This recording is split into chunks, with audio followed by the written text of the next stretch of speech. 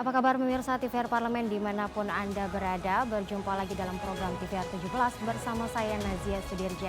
Tepat pukul 17 waktu Indonesia Barat kami hadirkan kepada Anda sejumlah informasi paling baru dan menarik seputar kinerja dan kegiatan DPR RI yang telah disajikan oleh redaksi TVR Parlemen.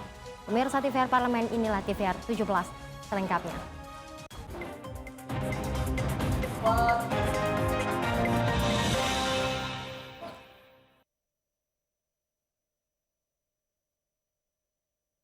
Maharani dalam sidang bersama DPR RI dan DPD RI pagi ini menyatakan bahwa keseimbangan kekuasaan antar cabang-cabang kekuasaan negara, yakni eksekutif, legislatif, dan yudikatif dapat berjalan dengan baik apabila politik berbangsa dan bernegara berlangsung secara demokratis.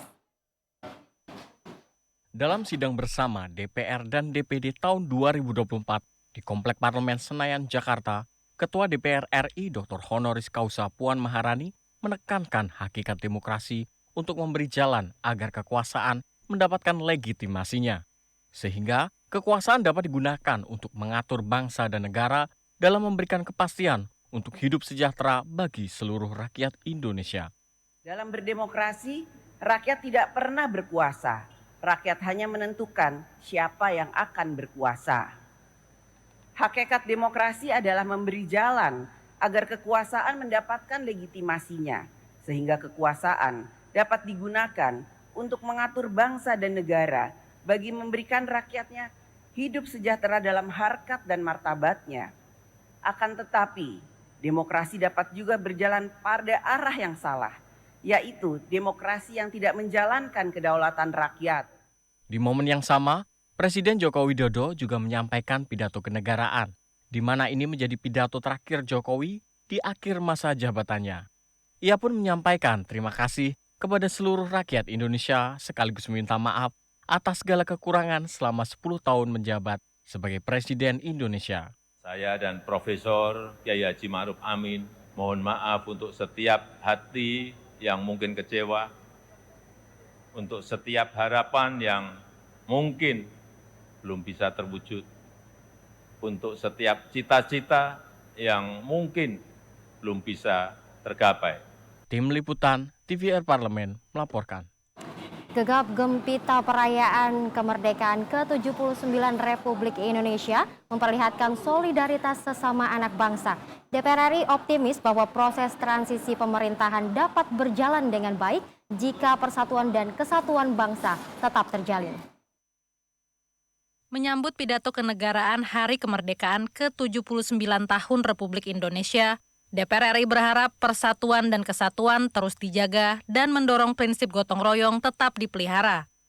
Anggota DPR RI Supratman Andi Aktas menyampaikan, gegap gempita perayaan kemerdekaan ke-79 RI memperlihatkan solidaritas sesama anak bangsa. Ia tetap berharap pemuda Indonesia terus menjaga persatuan dan kesatuan untuk merawat kebinekaan di tengah disrupsi teknologi. Nah, mudah-mudahan dengan perayaan Hari Kemerdekaan ke-79, bangsa ini akan semakin besar, memperlihatkan soliditas di antara sesama anak bangsa, dan kita berharap sekali lagi bahwa persatuan dan kesatuan itu adalah modal utama kita untuk membangun kebinekaan yang ada di Republik Indonesia. Saya yakin cita-cita para founding father kita itu akan terwujud dalam rangka mewujudkan masyarakat Indonesia yang adil dan makmur. Guna mewujudkan visi Nusantara Baru Indonesia Maju, Muhammad Toha menekankan setiap kebijakan pemerintah ke depan harus merefleksikan nilai Pancasila sebagai dasar negara. Saya mengartikan dengan peradaban baru. Bagaimana prinsip demokrasi dengan etika, prinsip politik dengan etika, prinsip tata kelola pemerintahan dengan etika, terbuka, saling gotong royong, kerjasama, saling membantu. Inilah sebenarnya menurut saya Indonesia baru. Dikembalikan lagi di nilai-nilai atau di prinsip-prinsip Pancasila itu. Tim Liputan, TVR Parlemen, melaporkan. Baik, beralih ke berita selanjutnya pemirsa, Komisi 10 DPR RI menyatakan perbaikan dan pemerataan kualitas pendidikan di seluruh wilayah tanah air akan menciptakan Indonesia maju dan berdaulat untuk mewujudkan Indonesia Emas tahun 2045.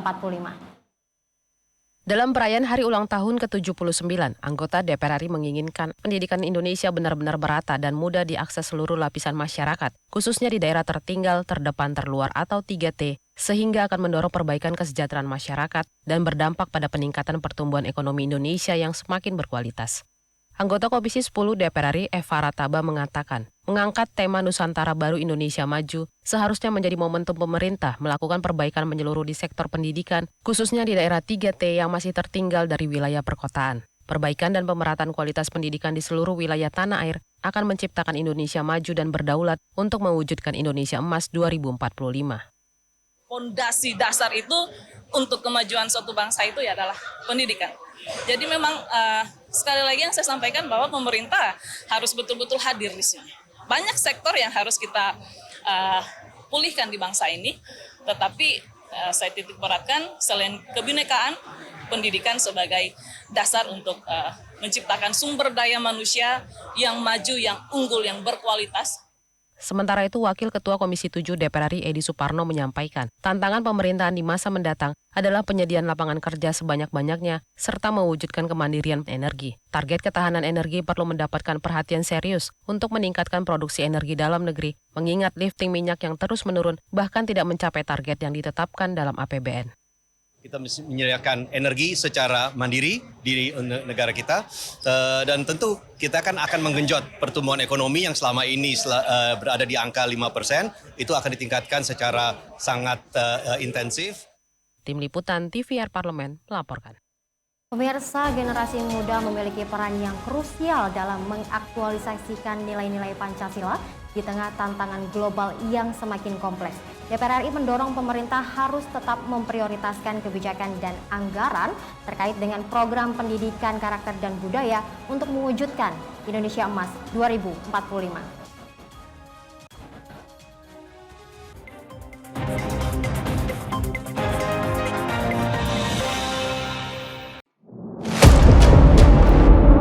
Sini ditambang. Konflik yang terjadi.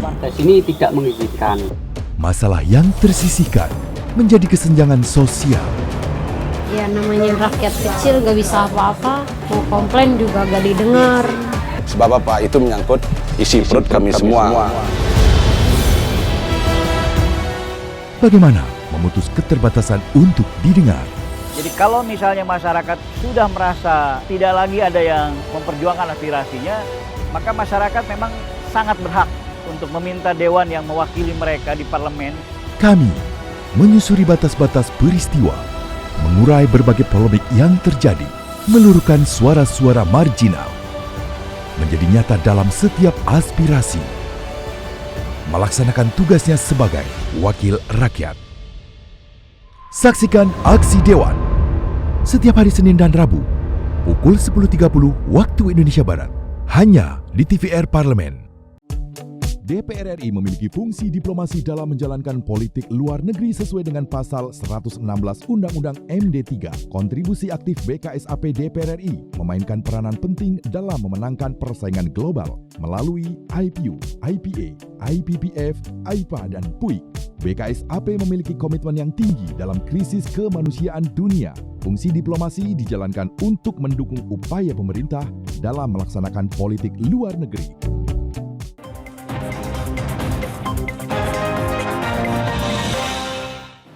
Anda kembali menyaksikan TVR 17. Pemirsa, pemerintah Indonesia melalui Kementerian Sekretariat Negara telah merilis tema Hari Ulang Tahun Kemerdekaan Republik Indonesia yang ke-79, yakni Nusantara Baru, Indonesia Maju. Dan pemirsa, pembangunan ibu kota Nusantara yang modern juga perlu diikuti oleh peningkatan kualitas sumber daya manusia melalui jaminan kualitas pendidikan di Indonesia. Simak informasi selengkapnya dalam segmen editorial Parlemen berikut ini.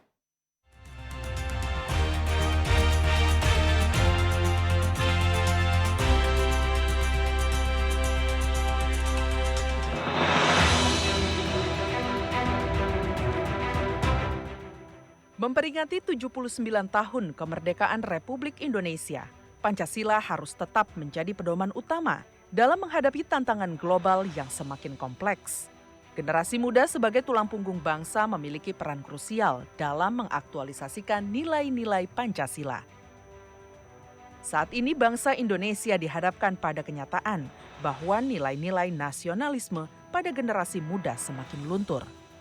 Berdasarkan data dari Direktorat Jenderal Politik dan Pemerintahan Umum Kementerian Dalam Negeri, sebanyak 24% tidak hafal Pancasila, 53% tidak hafal lagu kebangsaan, dan 61% anak muda tidak peduli dengan kondisi bangsa. Dengan persoalan inilah, pemerintah mesti sadar bahwa pembangunan juga harus dibarengi dengan peningkatan kualitas pendidikan dan SDM.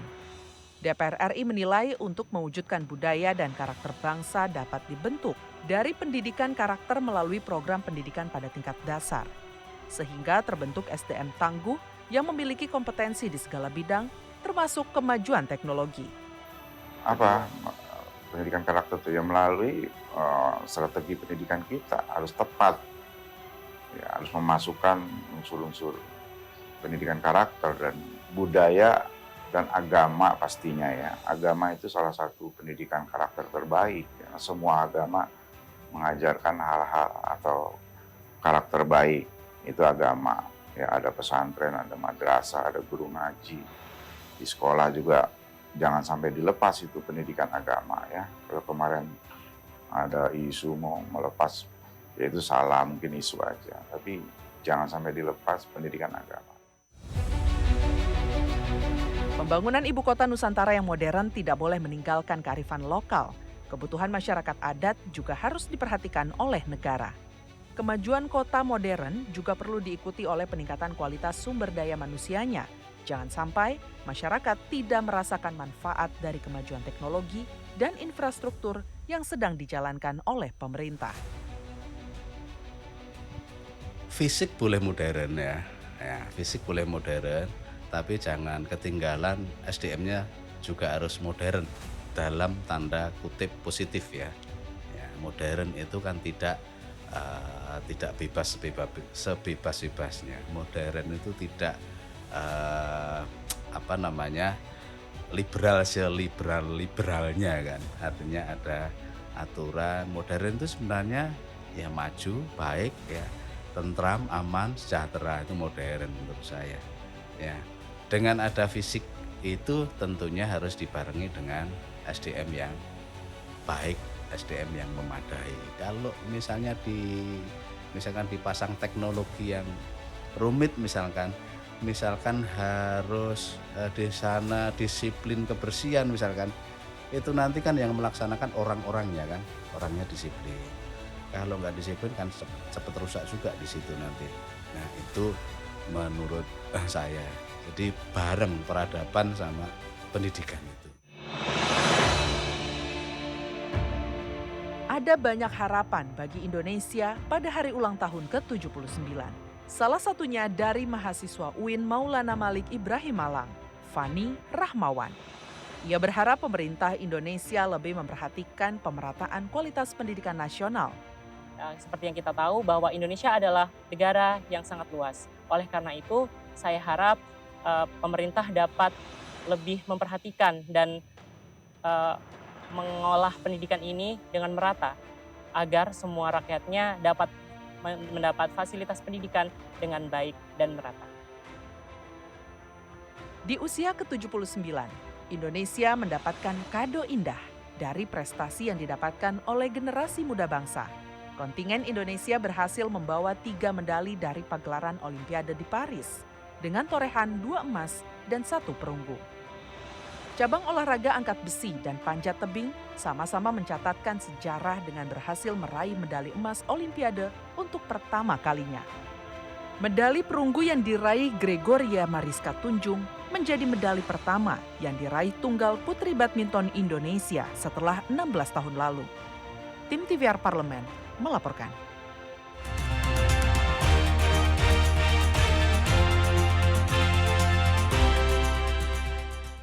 Besok, Indonesia memperingati Hari Kemerdekaan yang ke-79. Dan sejumlah capaian dan tantangan yang ada saat ini perlu dicermati sebagai bahan evaluasi untuk mencapai target yang lebih baik di tahun mendatang. Informasinya selengkapnya akan kami hadirkan sesaat lagi pemirsa. Untuk itu jangan kemana-mana, tetaplah bersama kami di TVR 17.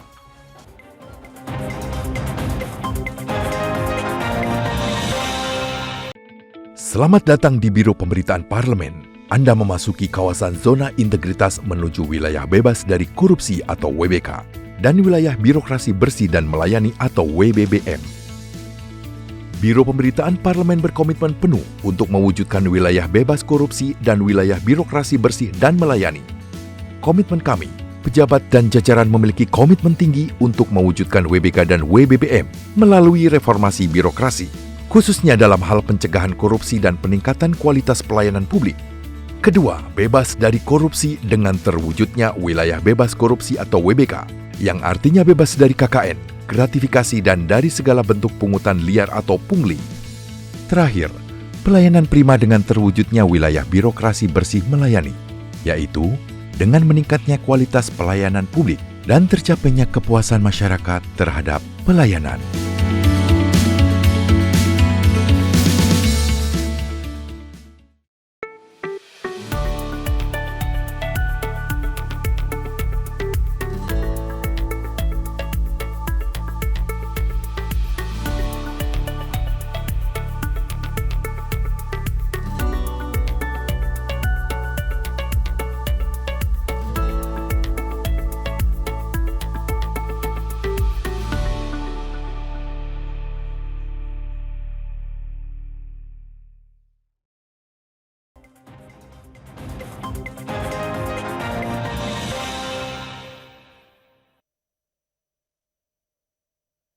Tinggi negara DPR RI telah melakukan sejumlah tugas dan fungsinya secara maksimal agar seluruh program yang dilakukan oleh pemerintah dapat bermanfaat bagi masyarakat. Lantas bagaimana evaluasi yang ada terkait dengan hal tersebut? Saat ini sudah tergabung bersama kami yakni rekan kami Vincent Aldi di Senayan, Jakarta. Baik pemirsa TVR Parlemen dimanapun Anda berada, saat ini saya sedang berada dekat dengan venue di mana berlangsungkannya sidang 16 Agustus yang mana terdapat dua agenda penting pada hari ini, yaitu sidang tahunan MPR di mana DPR dan DPD RI melakukan sidang bersama, juga sidang paripurna DPR RI terkait dari penyampaian RAPBN tahun anggaran 2025 dan juga nota keuangan oleh Presiden Joko Widodo. Dan sidang ini juga sekaligus menyambut hari kemerdekaan Hari Kemerdekaan RI. Dan juga menjadi sidang paripurna pertama dalam tahun sidang 2024-2025. Dan bagaimana pemirsa dari kinerja DPR RI pada masa persidangan sebelumnya, dan untuk membahasnya telah bersama saya salah satu anggota Komisi 2 DPR RI yaitu Bapak Arianta. Pak, menilik setahun kebelakangan Pak, bagaimana evaluasi dari konsen dari komisi Bapak? Baik, selama ini Komisi 2 bersama mitra telah melaksanakan tugas-tugas konstitusional khususnya di dalam membangun bangsa dan negara ini. Hubungan antara Komisi 2 dengan mitra kerja Komisi 2 saya melihat cukup bagus. Kemudian ke depan ini perlu dilakukan satu upaya-upaya bagaimana agar lebih bermanfaat. Khususnya ke depan yang utama untuk mendapatkan perhatian bersama, bagaimana DPR bersama pemerintah bisa melakukan evaluasi terhadap peraturan-peraturan perundang-undangan yang dirasakan tumpang tindih. Karena selama ini saya merasakan bahwa banyak aturan-aturan yang tumpang tindih sehingga di dalam praktek penyelenggaraan pemerintahan negara ini kurang bisa maksimal. Bagaimana lantas dari evaluasi dari mitra kerja Pak selama ini? Saya melihat mitra kerja juga sudah melaksanakan peran fungsinya dengan baik. Hanya ini perlu didorong oleh semua pihak agar apa-apa yang menjadi tujuan berbangsa dan bernegara ini bisa benar-benar tercapai. Jadi khususnya ke depan ini bagaimana kebersamaan, persatuan dan kesatuan menjadi satu target utama bagaimana membangun Indonesia baru. Kemudian juga saya sampaikan bahwa pasca pemilihan presiden, kemudian pasca proses-proses hukum yang berkaitan dengan sengketa pemilu maupun sengketa pilpres ini sudah selesai dan sudah inkrah. Saya berharap kepada semuanya untuk bagaimana persoalan persatuan dan kesatuan bangsa ini menjadi utama. Kemudian juga saya berharap kepada bangsa Indonesia untuk bagaimana mendukung pemerintahan Bapak Prabowo Subianto Gibran, kemudian juga bagaimana himbauan kepada Bapak Prabowo untuk bagaimana secepatnya untuk membuat satu konsensus nasional di dalam membangun bangsa dan negara ke depan yang lebih jelas Karena selama ini saya melihat arah perjalanan bangsa ini kurang begitu jelas. Kalau menurut saya seperti angka 8. Jadi sekali lagi saya mengimbau Pak Prabowo untuk bagaimana secepatnya bangun konsensus nasional untuk bagaimana membangun Indonesia baru menuju Indonesia yang kita cita-citakan. Pak, selama masa persidangan sebelumnya, adakah kendala yang berarti, Pak? Saya kira soal kendala itu banyak, seperti persoalan-persoalan yang berkaitan dengan ASN, kemudian persoalan dengan IKN, dan lain-lain. Itu banyak, tetapi alhamdulillah yang berkaitan dengan persoalan tenaga honor, Komisi 2 bersama pemerintah telah menyelesaikan. Dan komitmen pemerintah dan DPR bagaimana agar tenaga honor yang ada itu bisa diselesaikan di akhir 2024. Pak, terkait dari evaluasi APBN tahun sebelumnya itu seperti apa, Pak? Maksudnya? Yang evaluasi dari APBN tahun 2020. Oh, 24. Saya kira ada beberapa yang perlu dievaluasi. Kemudian saya menghimbau agar yang berkaitan dengan program benar-benar memperhatikan skala prioritas. Kemudian hal-hal yang memang tidak mendesak untuk bisa di-drop. Pak, terakhir dengan adanya kemerdekaan RI yang ke-79, harapan apa untuk bangsa ini sekaligus juga yang terkhususnya untuk dari komisi Bapak sendiri? Baik, saya sampaikan bahwa kemerdekaan itu merupakan satu jembatan emas, apa yang disampaikan Bung Karno dulu. Saya berharap kepada generasi muda dan kepada semuanya warisi apinya, dengan abunya. Terus bekerja, terus berkarya sesuai dengan bidang masing-masing, dan jaga persatuan dan kesatuan bangsa. Merdeka. Terima kasih banyak Bapak atas tugas. Iya, Mas. Selamat bertugas kembali, Bapak. Baik, pemirsa, demikianlah wawancara saya dengan salah satu anggota Komisi 2 DPR RI, yaitu Bapak Rianta. Terima kasih atas perhatian Anda, dan saya kembalikan ke rekan saya di studio. Selanjutnya pemirsa, apa saja yang menjadi sorotan di media online nasional pada hari ini? Usai jeda tetaplah bersama kami di TVR 17.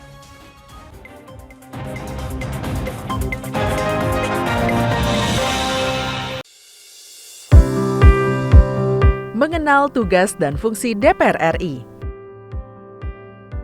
Dewan Perwakilan Rakyat atau DPR adalah lembaga negara yang mewakili aspirasi rakyat. Kehadiran DPR RI merupakan salah satu bukti bahwa Indonesia merupakan negara demokrasi.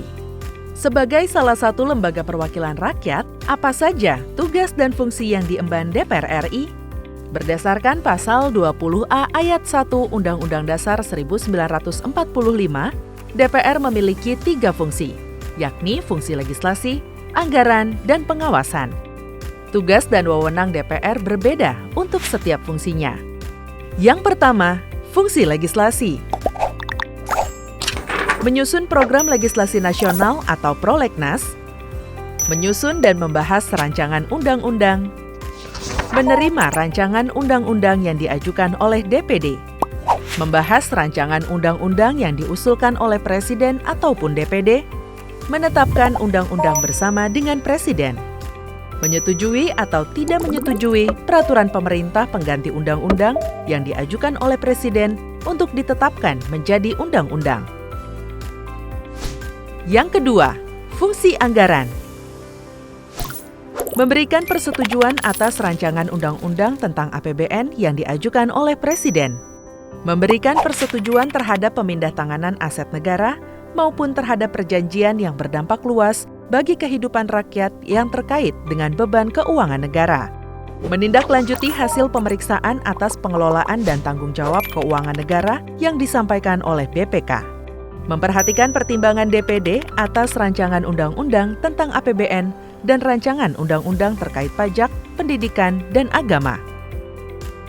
Yang ketiga, fungsi pengawasan. Fungsi pengawasan, DPR bertugas melakukan pengawasan terhadap pelaksanaan undang-undang APBN dan kebijakan pemerintah, serta membahas dan menindaklanjuti hasil pengawasan yang disampaikan oleh DPD. Demikian penjelasan tentang tugas dan fungsi DPR menurut undang-undang. Informasi ini dipersembahkan oleh TV dan Radio Parlemen, Biro Pemberitaan Parlemen, dan Sekretariat Jenderal DPR RI.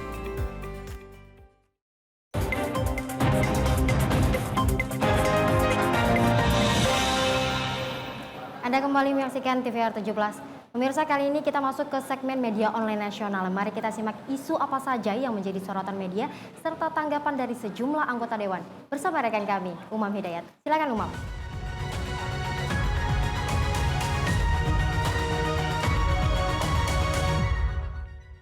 Baik, terima kasih rekan Nazia dan selamat sore pemirsa. Kembali lagi dalam segmen media online bersama saya Umam Hidayat. Dan pemirsa, sebelum saya bacakan apa saja yang menjadi headline di media online nasional pada hari ini, saya mengucapkan Dirgahayu Republik Indonesia ke-79. Semoga Indonesia dapat terus maju dan semakin berjaya. Baik pemirsa, berita pertama yang menjadi headline di media online nasional pada hari ini yaitu Puan Maharani minta negara jangan tunggu viral for justice. Dapat dilihat di layar kaca Anda pemirsa. Di sini Ketua DPR RI Dr. Honoris Causa Puan Maharani menyoroti fenomena no viral no justice dalam pidatonya di sidang tahunan MPR RI dan sidang bersama DPR RI dan DPD RI. Puan mendorong agar negara tidak menunggu suatu kasus menjadi viral untuk kemudian ditindaklanjuti atau dikenal sebagai viral for justice. Menurut Puan, berbagai permasalahan yang dihadapi rakyat membutuhkan kehadiran negara dan ketika negara terlambat atau tidak responsif, rakyat seringkali mengambil inisiatif dengan memviralkan permasalahan di media sosial. Fenomena ini kemudian disebut sebagai no viral, no justice. Baik pemirsa, Puan juga menegaskan setiap kementerian dan juga lembaga negara bertanggung jawab untuk menjalankan kekuasaan secara efektif, responsif, dan cepat. Mereka juga harus memperhatikan rasa keadilan dan kepatutan dalam menangani setiap urusan rakyat. Baik pemirsa, kita beralih ke berita selanjutnya yang juga menjadi headline di media online nasional, yakni Puan tegaskan zero tolerance bagi pelaku KDRT dan juga pelaku kekerasan terhadap perempuan. Dapat dilihat di layar kaca Anda pemirsa. Di sini Ketua DPR RI Dr. Honoris Causa Puan Maharani mengkritisi tindakan kekerasan dalam rumah tangga atau KDRT yang belakangan ini kerap terjadi di Indonesia. Dirinya meminta aparat kepolisian menindak tegas semua pelaku KDRT dan juga kekerasan terhadap perempuan dan juga anak. Dan pemirsa, sebagai informasi, data dari Kementerian Pemberdayaan Perempuan dan Perlindungan Anak mencatat terdapat lebih dari 15.000 kasus kekerasan sejak awal hingga pertengahan tahun 2024 ini. Dan kekerasan dalam rumah tangga menjadi kasus yang tertinggi pemirsa. Dan pemirsa, terbaru kasus yang menimpa selebgram Cut Intan Nabila yang dilakukan oleh suaminya Amor Toreador. Dan Cut Intan mengunggah video kekerasan yang dilakukan oleh suami tersebut, Amor Toreador, di akun Instagramnya hingga menjadi viral di media sosial. Dan misal kasus KDRT ini pun menjadi sorotan dan mendapatkan perhatian publik. Dan pemirsa, itu tadi headline di media online nasional, yaitu Puan Maharani minta negara jangan tunggu viral for justice, serta Puan yang menegaskan zero tolerance bagi pelaku tindak kekerasan terhadap perempuan. Kembali ke rekan Nazia.